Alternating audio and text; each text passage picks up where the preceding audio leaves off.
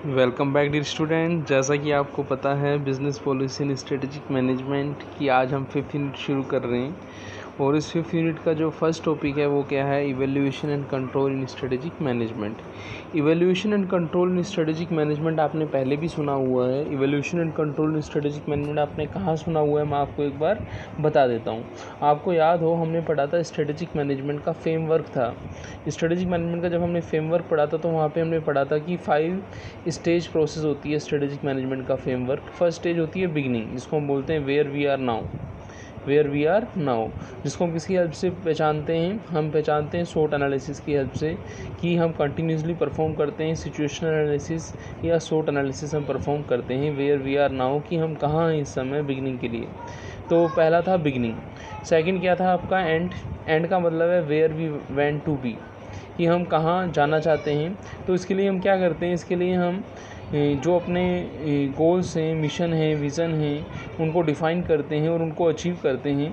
तो where we went to be का मतलब है हम कहाँ जाना चाहते हैं, जिसको हम एंड बोलते हैं। तो बिगनिंग पढ़ा हमने, फिर एंड पढ़ा, फिर हमने पढ़ा मीन्स क्या होता है। मीन्स होता है how might we get there. Beginning और एंड के बाद क्या आता है, बिगनिंग से हम सीधा एंड में चले गए, इसका मीन्स क्या रहा। तो इसका मीन्स होता है कि how might we get there, कि हम वहाँ पहुँचेंगे कैसे। तो वहाँ पहुँचने के लिए how might we get there means के लिए हमें कुछ स्ट्रेटेजिक अल्टरनेटिव सेट करने हैं जो हमें गोल, मिशन, विज़न को ऑब्जेक्टिव्स को अचीव करने में हेल्प करेंगे। तो how might we get there, इसको हम मीन्स बोलते हैं। फिर सेकंड लास्ट आया था आपका, जो हम अब पढ़ेंगे, जिसको हम बोलते हैं इवेल्यूएटिंग के अंदर हम बोलते हैं which way is the best. हमने मीन्स के अंदर ये देखा था how might we get there के अंदर कि बहुत सारे अल्टरनेटिव का हम एनालिसिस करेंगे for the achievement of goal, mission या विज़न। लेकिन हम जब मीन्स से पहले हम क्या करेंगे, मीन्स से पहले हम ये देखेंगे कि जो इवैल्यूएशन है, इवैल्यूएशन के अंदर हम ये देखेंगे विच वे इज़ द बेस्ट, कि कौन सा जो अल्टरनेट है हम उसको सेलेक्ट करें, कौन सा अल्टरनेट हमारे लिए बेस्ट है। तो इसको हम इवैल्यूएशन स्टेज भी बोलते हैं। तो इसको हम इस लेक्चर के अंदर पढ़ेंगे, जैसा कि ऊपर यहाँ पे आपको दिख भी रहा है, evaluation and control in strategic management. तो जो फोर्थ आपका बिगनिंग के बाद, एंड के बाद, मीन्स के बाद, जो बिगनिंग से एंड, फिर मीन्स, फिर इवैल्यूएशन आया। इवैल्यूएशन यही है बच्चों। और इसके बाद जो हमने जो इसके साथ इवैल्यूएशन एंड कंट्रोल पढ़ा है, कंट्रोल का मतलब होता है how can we ensure arrival. इसका मतलब है कि हम वहाँ पर कैसे पहुँचेंगे। तो उसको हम किस तरीके से देखते हैं, उसके लिए हम कंट्रोल प्रोसेस लेते हैं, करेक्टिव एडजस्टमेंट लेते हैं, एक्शन लेते हैं, डेविएशन को फाइंड आउट करते हैं, इम्प्लीमेंटेशन करते हैं। तो how we can ensure arrival को बोलते हैं कंट्रोल। तो बच्चों कहने का मतलब ये हुआ कि स्ट्रेटेजिक मैनेजमेंट के अंदर जो फोर्थ और फिफ्थ जो लास्ट स्टेज है इवैल्यूएशन एंड कंट्रोल, उसको हम यहाँ पे समझने वाले हैं। इससे पहले आप वो जो चीज़ें थी, बिगिनिंग था आपका, एंड था और मीन्स था, उसको आप पहले पढ़ के आए हैं। तो स्ट्रेटेजिक इवैल्यूएशन क्या होता है, strategic evaluation is the way for business to evaluate the health and productivity of their company and their future. कि किसी बिजनेस की हेल्थ को, किसी प्रोडक्टिविटी को आपको मेज़र करना है तो आप स्ट्रेटेजिक इवैल्यूएशन के थ्रू कर सकते हैं। Strategic evaluation can be consider as the last step of strategic management. जैसे मैंने आपको बताया कि इवैल्यूएशन ऑफ कंट्रोल क्या मानी जाती है, लास्ट स्टेप मानी जाती है। At this stage an attempt is made to find out how strategies contributed to the achievement of result for which it was directed. कि इसकी हेल्प से हम ये पता लगा सकते हैं कि क्या जो हमने स्ट्रेटजी जो हम बना रहे हैं वो कैसे हमें उन रिजल्ट्स को, उन एंड रिजल्ट को अचीव करने में हमें हेल्प करेगी, डायरेक्ट करेगी। तो ये हम इवैल्यूएशन के अंदर समझते हैं। तो इवैल्यूएशन की पहले हम मीनिंग देखें तो सैंडल एंड होफर्स ने जो मीनिंग दी है, strategic control focus on the dual question of whether the strategy is being implemented as plan. कि स्ट्रेटजी जैसे प्लान की गई है वैसे ही वास्तव में इम्प्लीमेंट हुई है।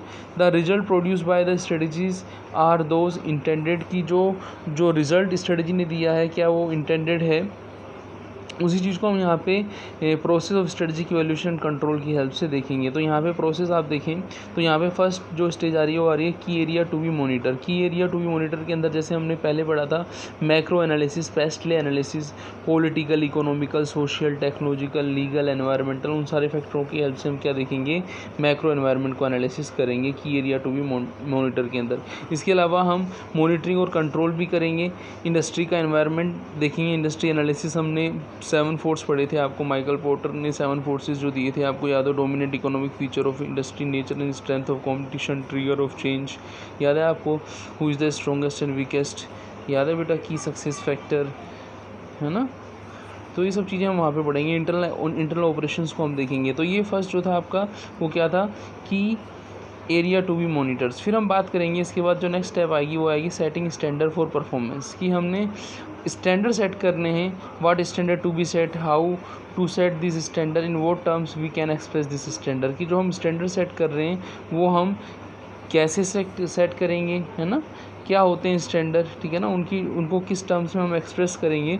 तो उन सब का डिसीजन मेकिंग इसके अंदर हम करते हैं। जैसे कि आप देखें तो यहाँ पे लिखा भी हुआ है कि ये जब आप सेट करते हैं स्टैंडर्ड तो आप उसमें इन चीज़ों का ध्यान रखेंगे, ठीक है ना। The qualitative judgement like qualitative features of product services last years में जो आप देखेंगे।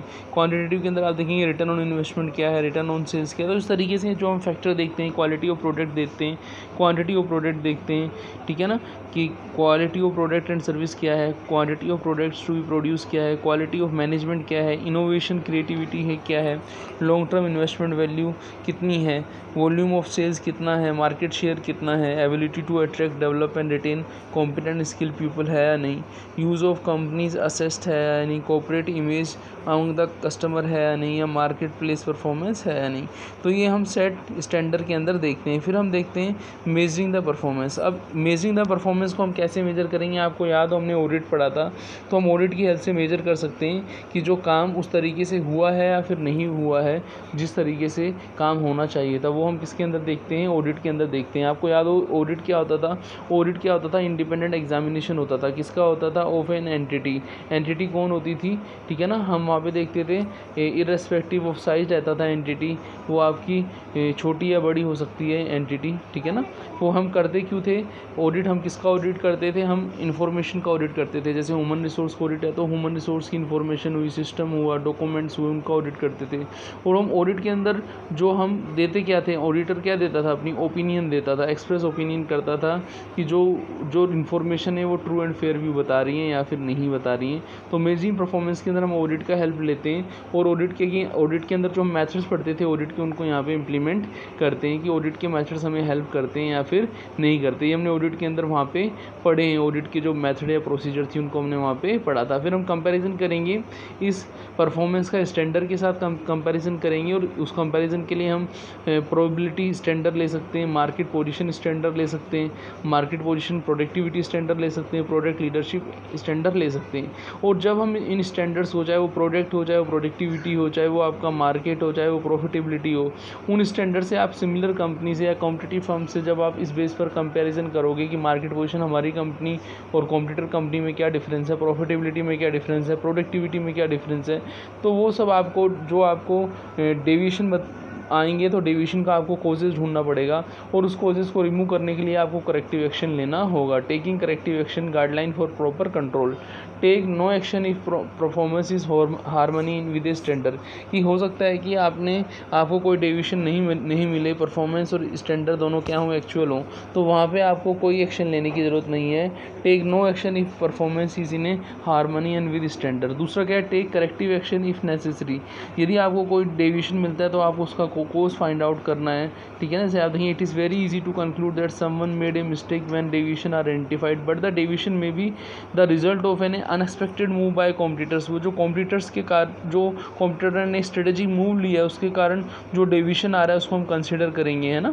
तो ये सब चीज़ें हमें देखनी होती हैं और उसके बाद हम करेक्टिव एडजस्टमेंट लेते हैं और ये जो करेक्टिव एडजस्टमेंट है यही हमें हेल्प करता है किसमें, हमारी परफॉर्मेंस को सुधारने में। और यदि हमने परफॉर्मेंस को सुधार लिया, करेक्टिव एक्शन ले लिया टाइमली, तो हम क्या करेंगे, अपने ऑब्जेक्टिव विजन मिशन को अचीव कर लेंगे। और जो इवैल्यूएशन ऑफ कंट्रोल है उसका पर्पज़ यही था कि हम अपने ऑब्जेक्टिव को क्या करें, अचीव करें। फिर उसके बाद में हमें क्या करना पड़ता है, फीडबैक और इन्फॉर्मेशन प्रोसेस को यूज़ में लेना पड़ता है।